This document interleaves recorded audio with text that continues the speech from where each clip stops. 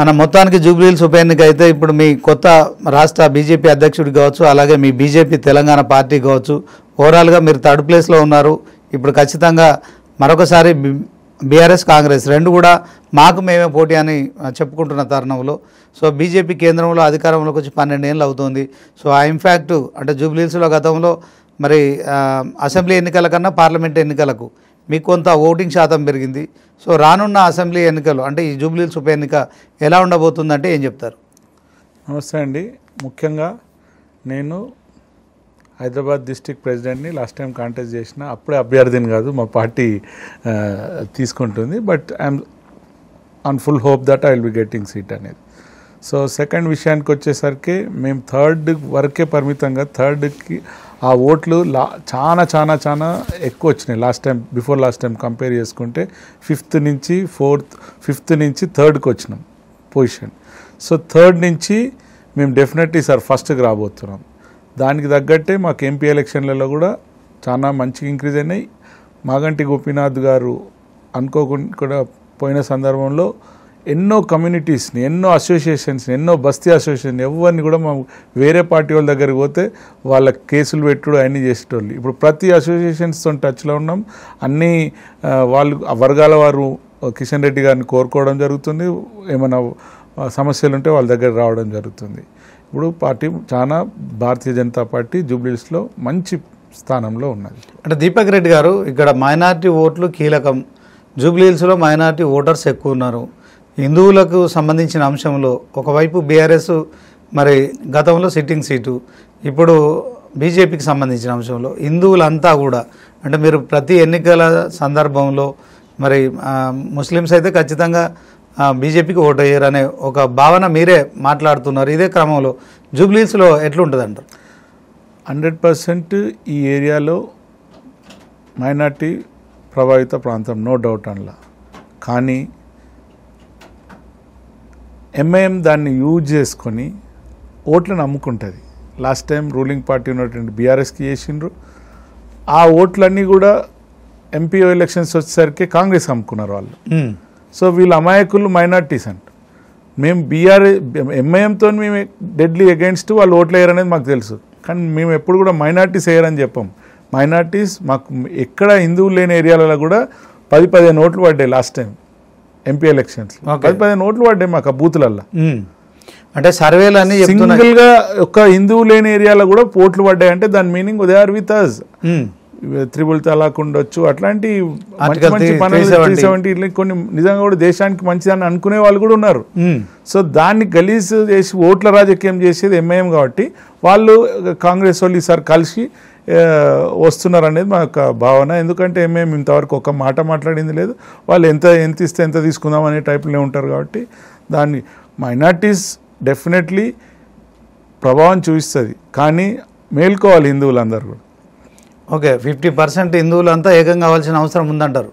60% అనుకుంటాం. ఓకే, మరి బీఆర్ఎస్ అలాగే కాంగ్రెస్ రెండు కూడా సర్వేలన్నీ మాకని గెలుపు అవకాశాలు ఉన్నట్టు వాళ్ళు చెప్పుకుంటున్నారు. వాళ్ళు ఏంటంటే ఈ మైనార్టీస్ మాకు సపోర్ట్ చేస్తున్నారని ఒకరు, మైనార్టీస్ మాకు సపోర్ట్ చేస్తున్నారని ఇంకొకరు ఉన్నారు. సో ఇప్పటి వరకు అయితే నాకున్న ఈ సర్వేస్ ప్రకారం అయితే లాస్ట్ టైం మైనార్టీ ఈ గోపీనాథ్ అనేట ఆయన ఓన్లీ మైనార్టీస్ గురించే పనిచేసిండు. ఈ హిందువుల మీద రౌడీ షీటర్లను, మైనార్టీ రౌడీ షీటర్లను పెట్టి కొట్టించిన రోజులు ఉన్నాయి, లోపడించిన రోజులు ఉన్నాయి. సో ఇప్పుడు వాళ్ళందరూ కూడా బుద్ధి చెప్పాలని చూస్తున్నారు. అయితే ఈయన గోపీనాథ్ ఏంటంటే దీన్ని పర్సనల్గా తీసుకుంటుండే ఇష్యూలు అన్నిటి. దాన్ని ఏదన్నా ఉంటే ఇట్లా వాళ్ళని కూర్చోబెట్టి సర్దుమించాలని కాదు, ఎగేసేటోడు అన్నమాట. సో అంటే వివాదాలు గొడవలు సృష్టించి వాళ్ళని దూరం పెట్టేటోడు అన్నట్టు. సో వాళ్ళని ఎంత డివైడ్ అండ్ రూల్ చేసేటోడు అనమాట. సో ఇప్పుడున్న పరిస్థితుల్లో ప్రజలకు కూడా అర్థమైపోయింది ఎక్కడ డెవలప్మెంట్ లేదు. ఈ వాళ్ళు 10 ఏళ్ళు ఉన్నప్పుడు ఏం చేయలేదు, ఇప్పుడు కాంగ్రెస్ వచ్చిన 1.5-2 ఇయర్స్ అవుతుంది, వాళ్ళు ఇంకా కూడా ఏం చేయలేదు. వాళ్ళు ఇంకా ప్రజలను మబ్బు కొట్టించి ఆరు గ్యారంటీలు అని చెప్పేసి ఏం చేయలేదనే భావంతో ఉన్నారు. మీరు బస్తీలలో పోతే మీకే అర్థమైపోతుంది వాళ్ళు ఎంత అగెన్స్ట్. సో వాళ్ళు డిపెండెడ్ ఆన్ మైనార్టీ ఓట్లు. ఓకే, ఇప్పటికే అసెంబ్లీ ఎన్నికలకు పార్లమెంట్ ఎన్నికలకు మీకు ఓట్ల శాతం పెరిగింది. సో దీంట్లో మరొకసారి అసెంబ్లీ ఎన్నికలు వస్తున్నాయి.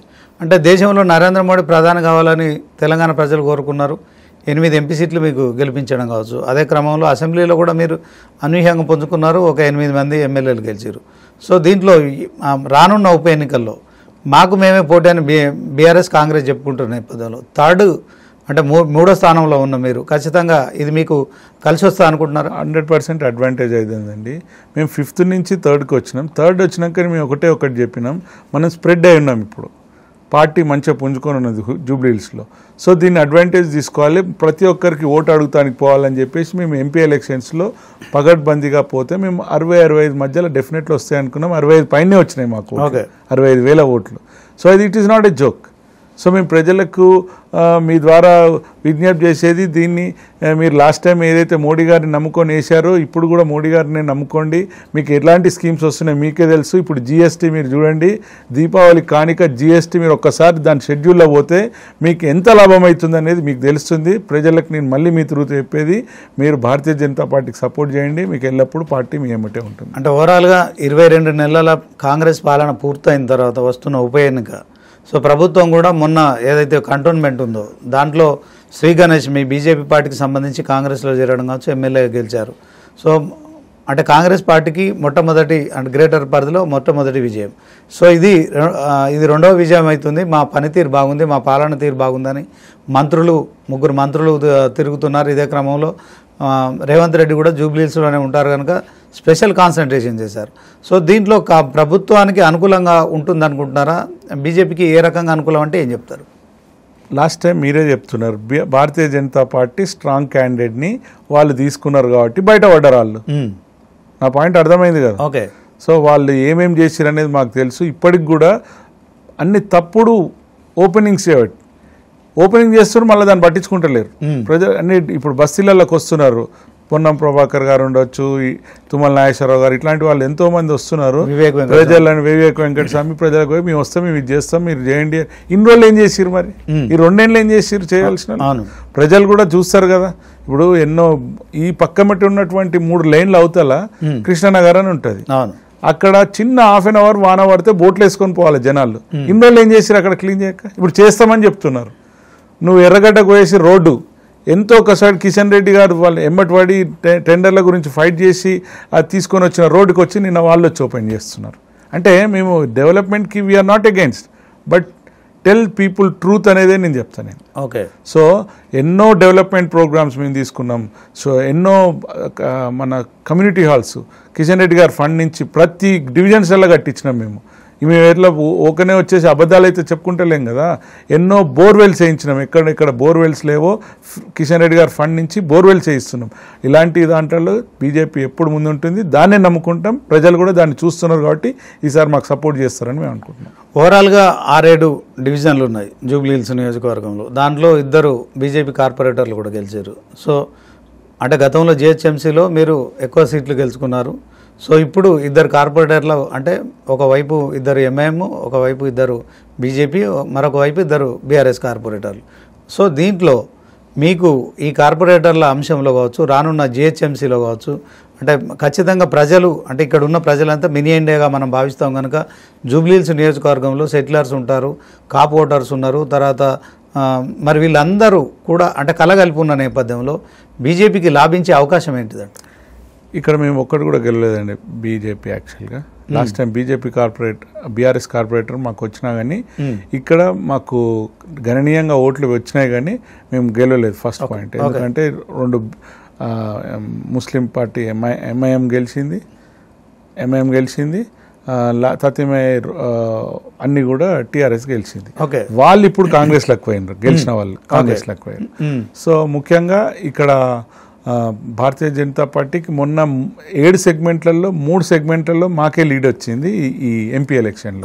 సో అది మాకు జనరల్గా అర్థమవుతుంది, జనాలకు పోతే ఓటర్లు ఎటు దిక్కున్నారు, మాకు ఇచ్చే ఇంపార్టెన్స్ ఎంత, దాన్ని బట్టి చూసేస్తే మాకు అన్ని డివిజన్స్లలో ఈసారి మంచి అడ్వాంటేజ్ ఉన్నది. కొంచెం బోరబండ, ఈ రేవంత్ నగర్, ఎర్రగడ్డలకు కొంచెం ఇది ఉన్నా కానీ తత్వం అన్ని డివిజన్స్లలో మేమే ఇప్పుడు మా సర్వేస్ ప్రకారం మేము తిరుగుతున్న దాని ప్రకారం అయితే మాకే లీడ్ ఉంటుంది.